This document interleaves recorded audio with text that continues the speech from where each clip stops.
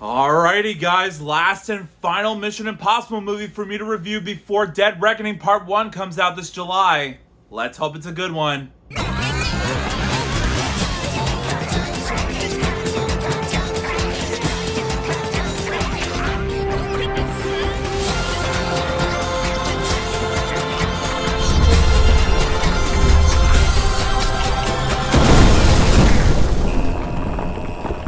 Yo, what is up, my Cinedroids? G to the S here. Today, I'm going to be reviewing the last available Mission Impossible movie until, like I said, the new Mission Impossible movie Dead Reckoning Part 1 comes out on July 12th, and the one that is widely considered by both fans and moviegoers alike to be the best one out of the entire series, Mission Impossible Ghost Protocol. Let's do this thing. Blamed for a terrorist attack on the Kremlin, Ethan Hunt and the entire IMF agency has been disavowed by the US government, while the president initiates the Ghost Protocol, hence the obvious title of the movie, duh. Forced to go off the grid, left without resources or backup, Hunt must somehow clear the agency's name and prevent another attack. Complicating matters even more, Ethan must undertake the impossible mission, if you get my drift, with a group of fellow IMF fugitives whose actual motives are suspect. Now, first off, it should go without saying this, but the action sequences in the mix of the movie's use of camera work and cinematography always looks fantastic. The car chases, the fist/knife fights, Tom Cruise's death-defying stunts. This movie has it all. And in terms of execution, that's what we all came here for. This franchise is not called Mission Impossible for nothing, right? Now, when it comes to the film's story and plotline, sure, it's the same old save the world from total destruction plot seen a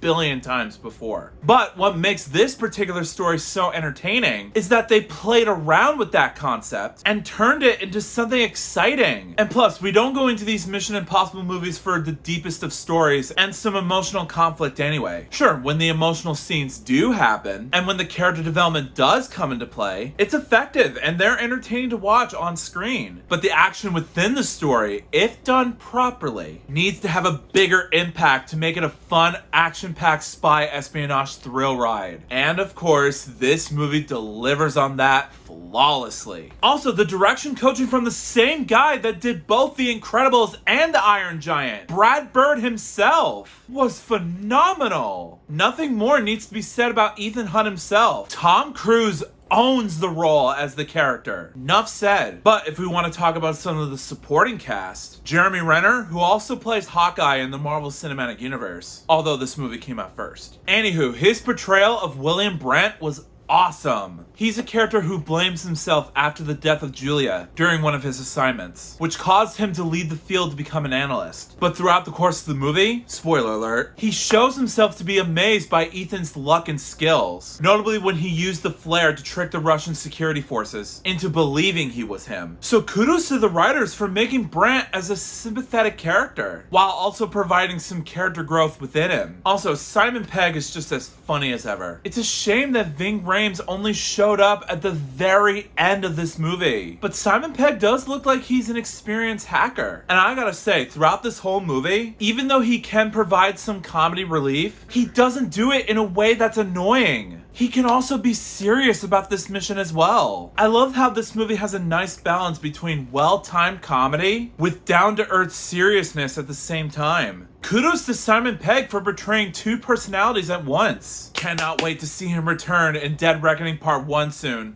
Fingers crossed. Now, when it comes to the CGI and practical realistic effects, for me, they did a really good job at mixing the CG effects with the realistic locations that they traveled to really well. Sure, I thought the one CG effect that was blatantly obvious was the moment where a certain building explodes and the ground implodes around Ethan Hunt while he's trying to make his way to safety. But that scene where Ethan is climbing on the glass tower, I feel like that was a real take. I felt tense looking at Ethan Hunt climbing up a tower thousands of feet in the air and trying super hard not to fall off and kill himself. But at the same time, why am I that surprised? He's known for doing these types of stunts in these movies. It should be no surprise to anybody at this point. But does that mean that it's effective to watch? Hell yeah, it does. So with that said, huge kudos to the folks at Paramount, Skydance, and even J.J. Abrams' film company, Bad Robot Productions, for making the CG and practical effects really realistic and cool to look at. Let's hope you elevate that to a whole new level once the new one comes out, so stay tuned for my review of that once I see it. Now, if I have to nitpick this movie, again, like I said before, it would have been nice to see Ving Rhames back into the fray. But if he's that busy with other film projects back when this came out, I understand wholeheartedly. It's only a tiny nitpick that I have to spew out.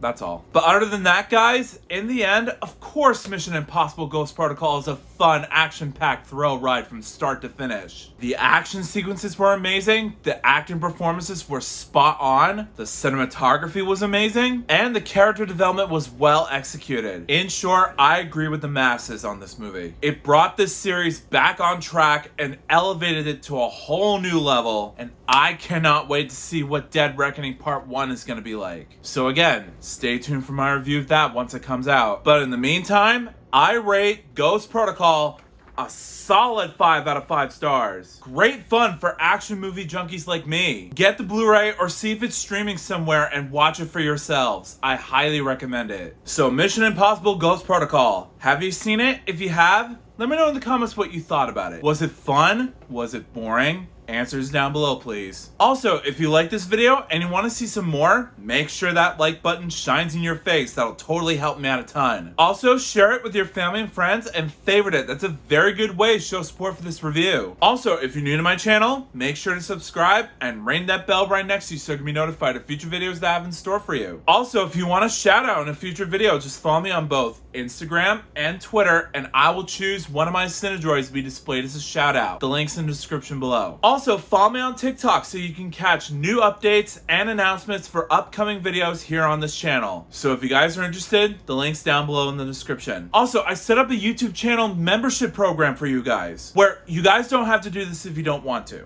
I understand. But if there's a rare chance that you are interested in doing so, if you're watching my videos on your computer screen, there's a little join button right next to the subscribe button. So that way you can have access to loyalty badges, custom made emojis that I made for myself, and monthly perks you can choose from. So that way it'll show appreciation to not only me, but also to you guys as well. Also, if you're watching my videos on any Apple device you have, be it iPod, iPad, iPhone, or whatever Apple device that you have on hand, there's a link in the description so that way you can do so on your Apple device as well. But either way you view my videos, go to the link below, become a member, and let's get to know each other a bit more. Also, if you want to subscribe to my gaming channel, there's either a link in the description or at the icon card in the top right corner of your screen. Go over there, subscribe, and let's just have fun together. But until then, I'll see you next time.